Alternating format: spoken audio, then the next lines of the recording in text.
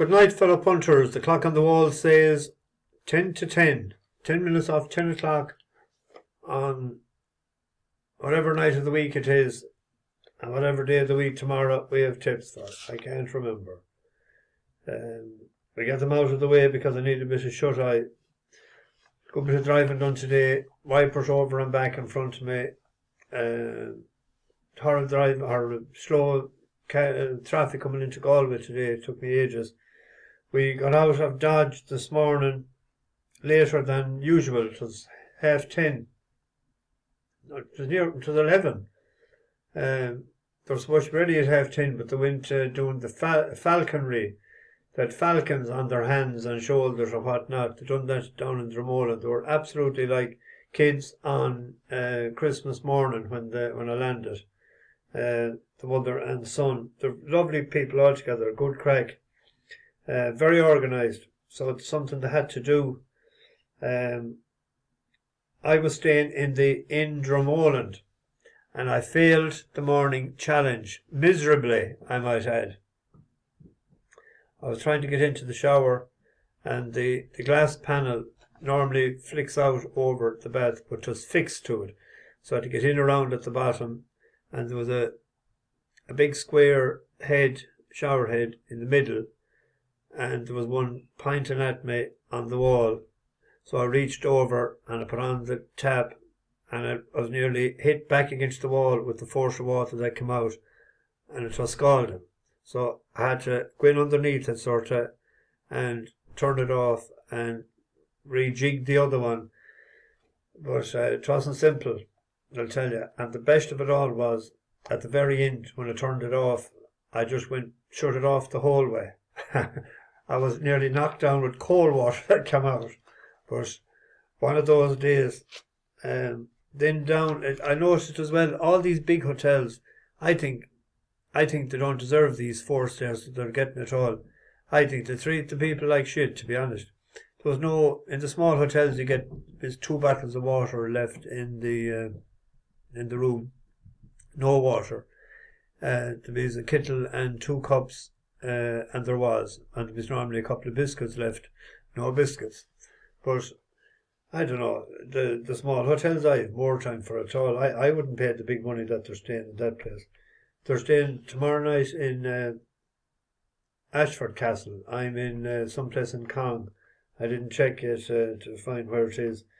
But I might bring them to Clifton. We went to the Cliffs of Moher, but it was raining. They didn't stay that long. They were only 20 minutes. They had tickets bought beforehand. We were supposed to be there really before 11:30, but I pulled a stunt, and they were happy about that. We went to Doolin then. They went into Gus O'Connor's for the dinner, but I had to park so far up, and it was pissing rain. I just went up to Doolin to the caravan there, and I just got a cup of tea because I couldn't stand outside waiting for any food. So I was hungry when I got back to Galway this evening, and I went over to the Puckon, and written on the door was no food after 4:30, staff party on. So I went up as far as McGettigan's there off Ayr Square. Young Larkin from Newry might have a leg in that. And I got a good feed, Guinness-based stew and mashed potatoes with it. And I looked at the menu, and lo and behold, I seen apple crumble and custard, but it was Bailey's custard. So I asked the waitress, I asked her what was that, so she said it was special custard that they make, she thought. So I got it anyway. It was a small, the size of your fist, a little apple cake, and on the top there was about a spoon and a half. That'd be a small spoon of custard. It was like if they had a barrel of it out the back and they were just trying to tease me, giving me a spoon of it, knowing that I like it so much. So we had it anyway. So that's the first bit of custard. But there was definitely something through it. It wasn't milk. There wasn't milk like a normal custard, but it was grand. It was fine. So we're heading tomorrow, and they're going to Kylemore Abbey, and they're going to some bog somewhere. They want to get wet again. I won't, I guarantee. I'll be in the car anyway, so we'll see. I got a chance. We were in Doolin today when the first race was on, and I couldn't believe the price that. What was the name of that little horsey? Perfect Poise. I went out to 8-1. I dipped in again at 8-1 each way because I was in. It has to be in the first 4. And what a dream start out of the stalls got. It was like if there was someone behind and put a nettle to his balls. He sprung out of the stalls, and I said, we're definitely going to be placed here. Great SP, 15-2. And then I didn't see the second one because I was trying to get it on, but the roads were terrible. I was coming in through Kilcolgan, before I got to Kilcolgan at the time. And I didn't hear, I didn't see that. I only watched that tonight with Royal Eagle. He was pushed out. If he was inside, I'd say definitely have won. He had position at the start and he let the other one up then, but he came a bit wide round 2 turns there, and he only went down by a neck, which was a pity because it spoiled a good payout, because I had Trixie and treble and doubles and trebles with the 3 of them. I sort of fancied them 3 to come in today. I didn't expect one to be at 15-2. So when you have a meatloaf day, 2 out of 3 ain't bad. When you have one of the big price ones, that'll pay for the other one. And the other one, the form of that maiden and out so fast again, stood up. I thought a lot. That's the reason I sort of was fancying it last night. And then Enemy tonight there, I thought that'd be, even though he was drawn wide, I thought he'd go up to take the lead or be closer to the pace and he'd push him up. But sure, he went in at the back straight away and he hadn't the toe to come round them in the finish. Like, you know, that was a bit of a disappointment, I thought. And 3 bus horses won today. Kitog won, Enthused won, and Toss and Wish. We backed that a couple of times as well. I didn't back it at all tonight. I had a few pounds on Kitog, all right. I didn't back Enthused. So we're not doing too bad. We're chugging along nicely in the middle lane.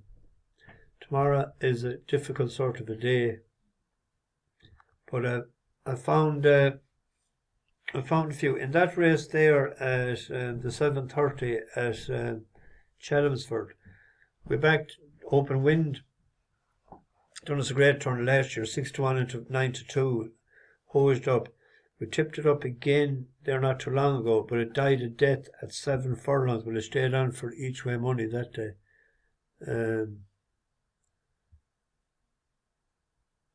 It's better on the Goo. If you look at it, it's behind Spangled Mac, and it doesn't run near as well on the turf.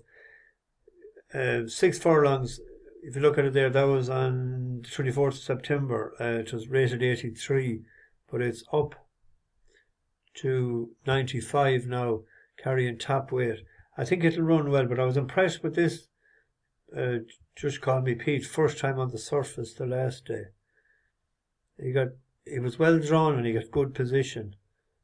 Dougie Costello. Dougie is riding again tomorrow. It's only a 4-year-old, but has won 6 times on the all-weather and 3 places. But is this the one here, is it? That's him on the right-hand side. And I thought he won handy enough. Furlong and a half. Then Climate now gives way, and Hello Me's now back out in front from Ramiro. Justcallmepete in black and red is challenging towards the running round. Nebworth is getting going wider out. They're inside the last of it. Justcallmepete who struck the front for it. Hello Me and Nebworth, and on the run towards the line, it's Justcallmepete. Justcallmepete to win it. Hello Me in second. Northern. One pulling up. He's an each way price there actually at 9-2. Where are we here? That's 4-1 now. That baited Batal Dubai, we tipped that 2 races back on the surface, but it should run all right. And back at 6 furlongs today. Oh yeah, he was to the time. He won snug enough in Newcastle. He's 2 for 2 on that surface. He was behind Alligator Alley then that time when we were on the old Alligator. Just call me Pete. I'm rambling on too much. In the 1:15 tomorrow at Doncaster, there's an each-way play as well. Strong Johnson, giving him another chance. He ran well enough the last day against a very well handicapped horse that was down a lot in the weights. Ideally, 5.5 furlongs would suit this horse down to the ground, but there is no 5.5 furlongs, or not too many of them anyway. But I thought he just got done by a better handicapped horse in Fortimore the last day. Towards the final furlong and a half now. Fortimore has burst through to the near side with Oso Rapido. Strong Johnson's coming out of the pack. Hurstwood trying to pick up the grey horse. They go inside the final furlong now. Battle on here. Fortimore and Strong Johnson. Oso Rapido between horses. Hurstwood still trying to finish towards the near side. It's Fortimore in front for Joe Mason. Fortimore goes on to win. Strong Johnson for second. Hurstwood third as a Jamira. It's an apprentice race as well now. Johnny Pete, he's not too bad, but Billy Loughnane, of course, will get a lot of money, being the best pilot. But there's one as well. We backed him before. Oh no, that's not it. The 325. We'll come back to that race in a minute. Prince Alex. This is an each-way bet as well. It's 5 to 1. But it moved yards. Ammo. They don't mind moving them around, I'll tell you. Look at this. He was with Beckett. He went to Bell. He went from Bell. He went to Johnny Murtagh. Only one run for Johnny Murtagh, and went to Tom Dashcombe. The time that we backed him was actually that run in Haydock, and he ran terrible because I was going on the run behind Adjuvant. He ran pretty well that day, but for the last day on the first run for French Davis, he gets into horrid bother, even though there's only 5 in the race. Racing room inside the final furlong. It's Zealandia who has now gone on to in second Nathaniel Green, who tries to rally against the near side rail, but it's Safi Osborne and Zealandia are out in front, and it will be Zealandia who wins. It's very close for second between. But he got into bother back the way in that race. It was shocking the amount of. But I think maybe Epsom might suit him tomorrow, even back to 1.5 miles, and he's better on better ground. That was soft ground that day. He didn't let himself down properly. It's not the best of races now, to be honest. The Whipmaster is the one that you'd fear, all right. But let's check on the market. 5 to 1, 4 to 1 there. They're each way, like an each way travel there, each way Trixie with them 3. We should hopefully get a run for our money. The 3 of them got placed itself would make a nice profit. There was one race there that flashed up, where was it? 335 Doncaster. We were on one evening the last time. This is a group 2. We were on one evening, Moore Medahurwood coming too late to the listed race behind C Team. We were on at the time before then with Voodoo, when the second Voodoo Queen. We tipped Boogie Woogie in Cork the last time. The heavy ground seems to have got to it. But Haggis there, the 3-year-olds do all right, have a good record in this race. There's a horse there that wants cut on the ground, and there will be more cut on the ground tomorrow in England than he has had before. It won first time out, and it's always a good thing to see Haggis's horses winning first time out. And that was on top of the ground. But it won in Longchamp, but it ran well on soft ground the last day in Deauville. And the way it ran, you'd think that stepping it up in trip wouldn't be any harm at all. on the soft ground. It's Genghis Star together with Crack of Light on the near side. Scarlet O'Hara taken on by Parama. Tasmania looks for a gap on the inner that isn't there. Genghis Light is running on behind these. Crack of Light on the near side trying to get into it.